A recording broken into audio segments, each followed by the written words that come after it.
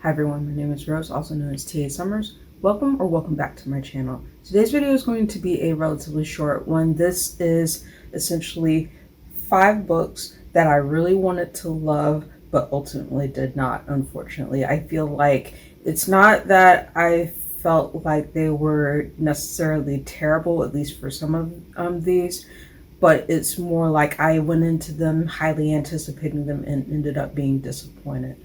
So I'm going to go through these quickly. Without further ado, let's go ahead and begin.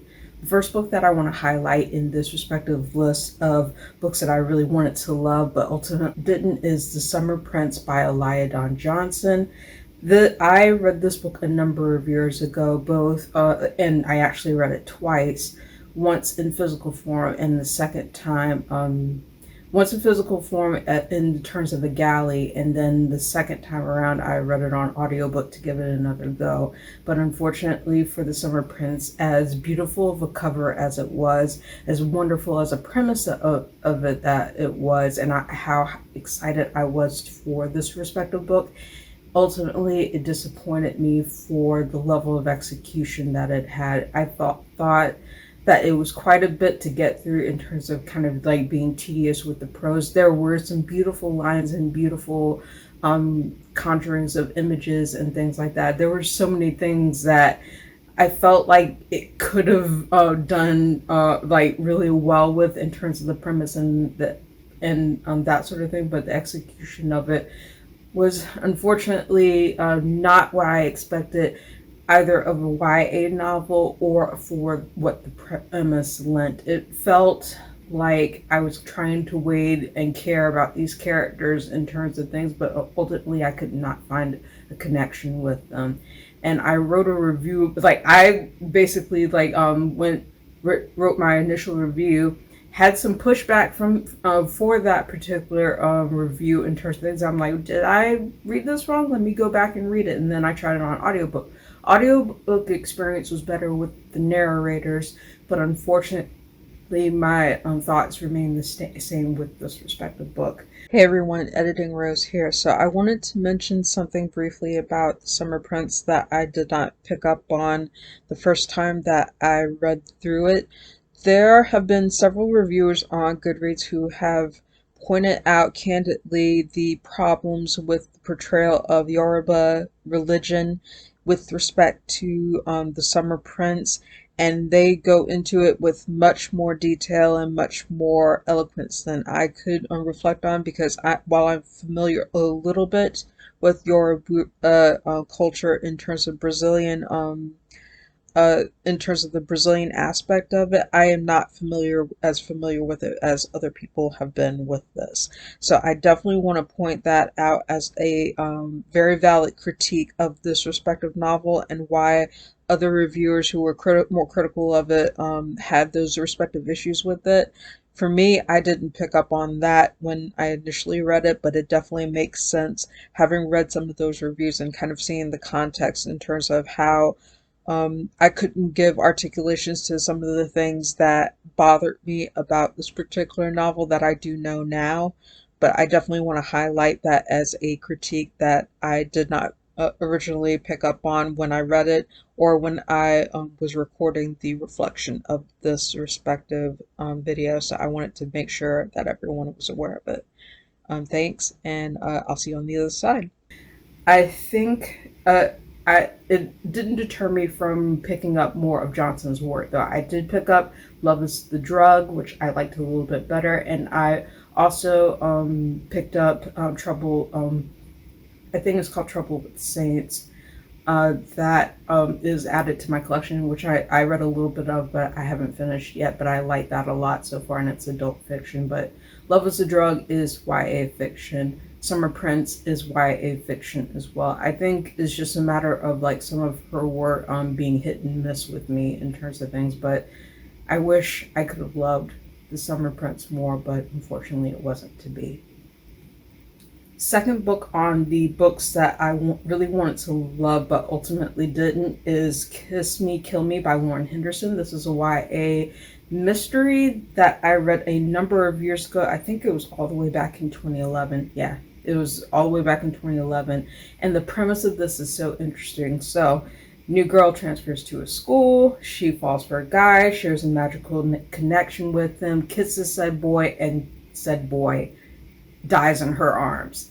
And you're wondering whether something she did ultimately led to his death or if it was something else. And this is a 4-book series in this respective saga, like following the main protagonist in this series. I thought I really wanted to love this novel. This was the first book in this 4-book series.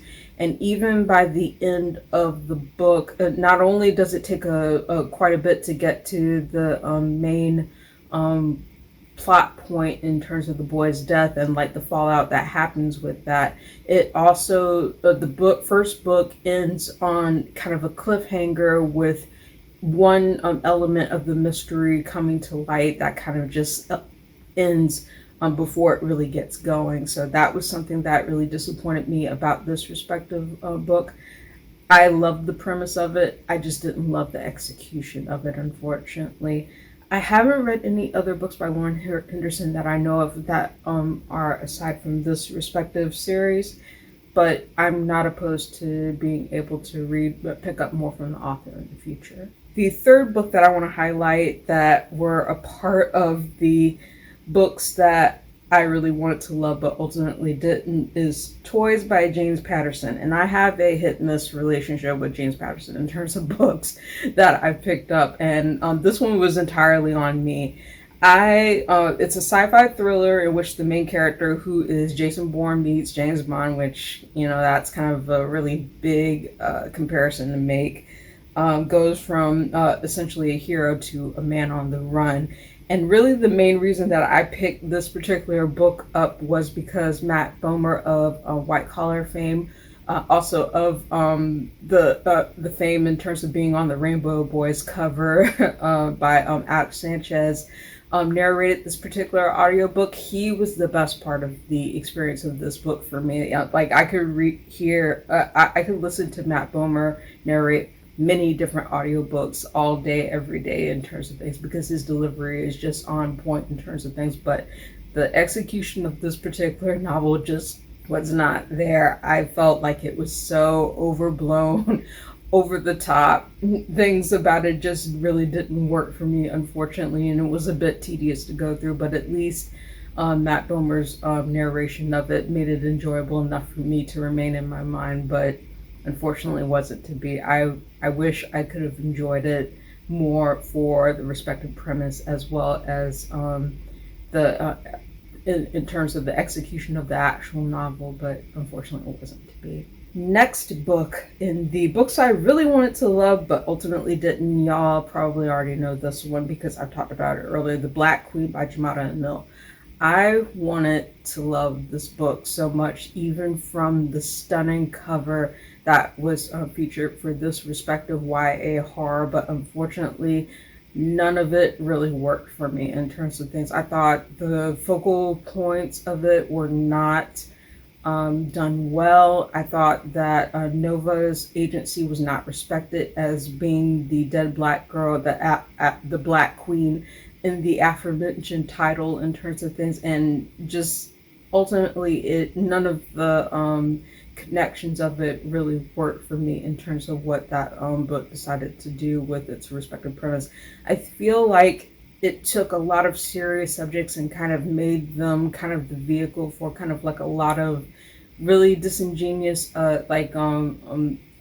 points for drama, and that felt to me like it didn't really do the subject of the horror very well, nor did it respect Nova's agency in terms of the overarching mystery of what caused her death, who killed her, and essentially like mishandling a lot of things that were respectively in her life that had to do with a lot of trauma. And I definitely tell people, if you're going to pick up The Black Queen by Jamada Emil, please he trigger warnings in the reviews because for the audiobook, in terms of that, there were no trigger warnings whatsoever in terms of the book, unfortunately. And that was another thing that drove me up the wall because there were a lot of points of trauma to be had and the Black Queen that I think people need to be aware of if they're going to pick up that book for themselves. I realize that there are people who did like this book, but unfortunately, it did not work well for me at all.